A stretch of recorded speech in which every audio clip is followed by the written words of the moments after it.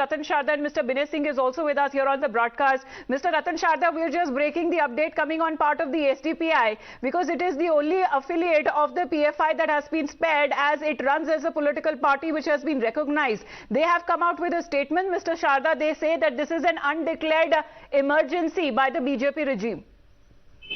For all I care, let it be declared emergency as far as concerned. The same SDPI yesterday talked about giving 10 seconds to murder all RSS BJP people. So what right do they have to complain about emergency? They want emergency of Islamic nation? Do they believe that they have the rights over this secular country because by naming it secular, you want to override every other rights of all other people? Do you think that you can violate law, you can have violence, you can kill people and then use the misnomer of secularism? I am not interested in such a secularism. We are secular because it's a Hindu majority nation. The day these Islamic supremacists have that say, this nation will become as bad an Islamic state as any other Islamic state in the world. So let us not make these kind of stupid arguments and hateful arguments. These people have done enough in the last so many years. Many people are not aware that in 2006, UPA wanted to ban PFI, but they didn't have enough evidence. And evidence that was not enough, it would have been thrown away by the courts. That is why this government took so much of time to find all the right evidences, use every state machinery to get a multidimensional view of this organization, and everything is on record now. They will not escape it. So what about it doesn't work here because no Hindu has desired to kill the minority community and throw them out in the Arabian Sea. They want to live peacefully with everybody because that is our nature. Radical organization and their very idea in their anti-India activities is something that is being investigated and it's been out in the open. The kind of mention that we find in the notification that has been put forth by the MHA. But Mr. Binay Singh, Major General GD Bakshi is also with us here on the broadcast. Binay ji, when it comes to the SDPI, they have been calling it as political vendetta, saying that this is an emotional issue that the BJP and the central government is trying to create because the elections are near. SDPI will also be banned, but it comes into the it is a registered political party, so the different provisions will be there for banning the process and it will take a bit of time. I am happy just not because PFI is banned, but it is a 360-degree banning process that has been completed.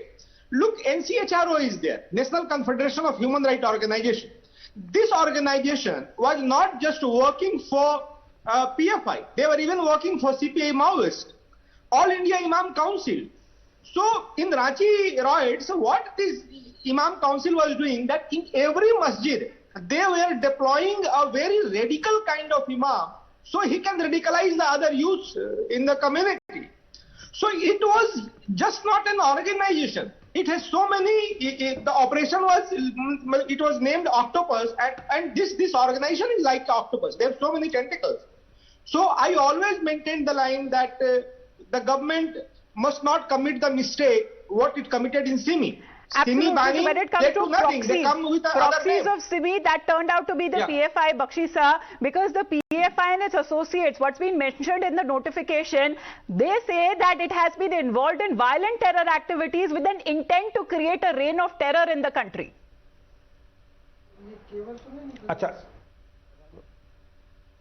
General Bakshi sir. Look, the simple fact is that the government has acted with due deliberation after detailed investigations. You see, there were a lot of demands to ban this outfit because everybody knew what it was up to.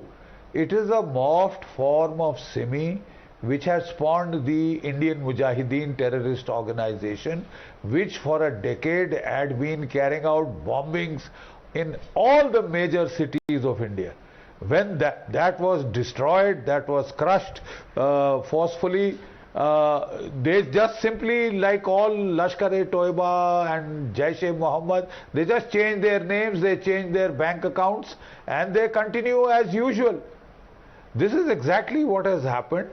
This organization, under the cloak of being a cultural kind of an organization for the Muslims to protect the Muslims, it has morphed into a monster which has been cutting the hands of professors, which has been Sar Tan Se Juda campaign, slitting throats of people murdering people.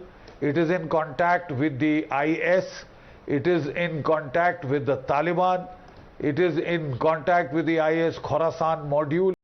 It is planning, it was in the process of planning major terror attacks, and I am glad it has been preempted. We have not waited for the terror attacks, we have not waited for piles of dead bodies to pile up here, but we have acted, the government has acted proactively, but it has so done after due diligence in which they thoroughly investigated the organization, its financial links, its communication links, its plans.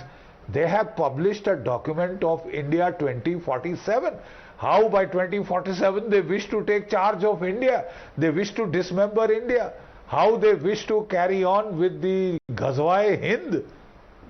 That is the problem, that is the basic problem. Absolutely, sir, because we've been speaking to our reporters also to understand that it is not easy to straight away ban any organization, due diligence that goes into it, and the swift action that has been taken by the government within a week of the mega raids that were carried out, two of them rather, when it comes to Operation Octopus, that we're looking at the ban altogether that has been put on PFI. But it is just the PFI and the frontal organizations. When it comes to the election related organization, the SDPI, we've been speaking to the members also there. Let's listen into their reaction, because they have been condemning the action that has been done by the central government. Let's listen in.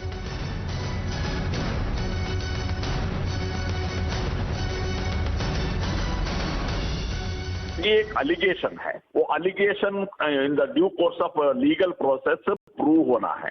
मैं पूछना चाहता हूं, जो RSS एक unregistered, popular front तो एक registered organisation है, ये आरएसएस तो एक अनरजिस्टर्ड ऑर्गेनाइजेशन है। इतना बड़ा प्रोग्राम चलाते हैं, सोशल वर्क चलाते हैं, करोड़ों रुपए का इनका चलता है, तो ये किधर से आता है?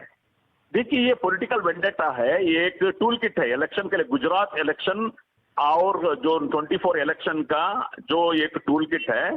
देखिए, बीजेपी का इलेक्शन का हिस्ट्री आप देखेंगे, कभी भी देखिए, आप इलेक्शन का हिस्ट्री देख लिया आइए, चाहे वो गुजरात हो चाहे हो, इलेक्शन से एक साल पहले कहीं ना कहीं ऐसे एक आएगा, वो भावनात्मकों को लोगों को बोलेंगे, टोटली गवर्नमेंट फेल्यूर है। So you heard the SDPI reaction there, viewers. Let's quickly take in a word from our guests who continue to stay on with us. We have Ratan Sharda, Binay Singh, and also Major General G.D. Bakshi, who continue to stay on with us. General G.D. Bakshi, now, these are the kind of reactions coming in and not come as a surprise really, because this is the kind of narrative that they've been building for years altogether. But this kind of a comparison, this equivalence that is being drawn with the RSS, what do you make of this? Look, this equivalence is absolutely unjustified. The RS, tell me one single act of terror, one single act of armed violence that they have conducted anywhere in the country or outside the country for that matter. These other organizations, how can they be compared? How can you establish a moral equivalence? The simple fact is, here are organizations cutting the hands of people, here are organizations slitting the throats of people, here are organizations involved in bomb blasts, trying to target the highest political functionaries of the land. This is an out-and-out terror organization trying to operate or masquerade as a cultural organization, and under the cover of the cultural organization carry out its nefarious activities. Not only that, it has many dimensions and levels of activities. It is engaged in trying to generate hatred between communities, trying to have communal violence, trying to create an atmosphere of disturbance and discord, disharmony in the country. You see, whether it is the hijab campaign, they are behind it, whether it is agitations in Delhi and others against the Citizenship Act or whatever, and they are involved. An American president visits India and they are involved in the background in trying to generate communal violence at that specific time to give India a bad name.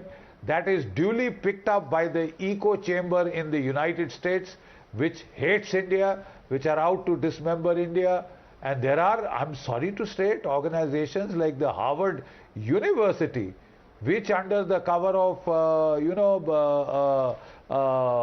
wokeism are trying to equate Afro-Americans with the Dalits, with the Muslims. They are trying to talk of Islamophobia in India.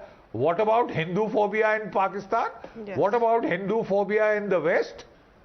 That is not spoken of. Very particularly Islamophobia Day, my God. Look at what the terrorist organizations are doing. How can you adopt such blatantly hypocritical attitudes? How can you adopt such double standards? And they are working to an agenda. They are working to a design. It's not as simple as it seems.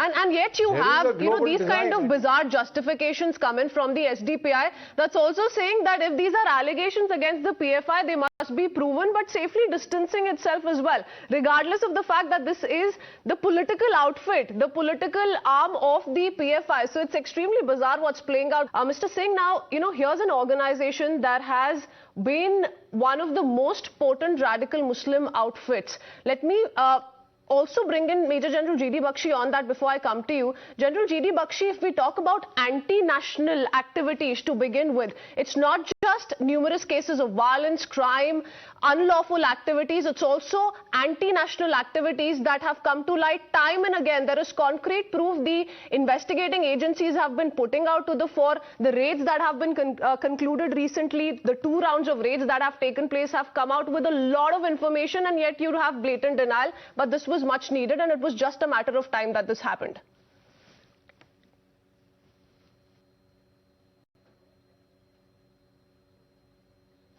General G.D. Bakshi. Could you just repeat the question? Sir, just meaning to ask you how, this is an organization that has so much evidence come to light, not just in cases of violence, crime, unlawful activities, but also activities related to terrorism, anti-national activities, and in that sense, this was just about matter of time that, this kind of a ban be imposed on the PFI. The call was already growing, and we have the results come out already. And the 2 rounds of raids that have taken place have a lot to do with it. Absolutely. You see, the fact is there was an outcry to ban this outfit for a number of years. And the government should not have actually acted in haste, without due diligence, without gathering the evidence systematically, with creating a cast iron case that no court could throw out. Otherwise, it would have given this organization a needless lease of new life. And it would have, strengthened their narrative of victimhood and that they are being victimized as a community, etc. Whereas they were on, nobody wants to touch a hair on the head of the Muslim community, but when organizations like this carry out their nefarious acts of violence, terror, communal conflagration, they give a bad name to the whole Muslim community. No wonder there are Muslim organizations, decent middle-class Muslims who want to live on with their lives in peace, who have been asking for a ban on this organization. And for quite some time, you just heard the person from the Dargah saying that they have been asking for a ban on this for a long time because it is defaming the Muslim community. It is tarring it with a black brush for no rhyme or reason. So therefore, this was due for a long time.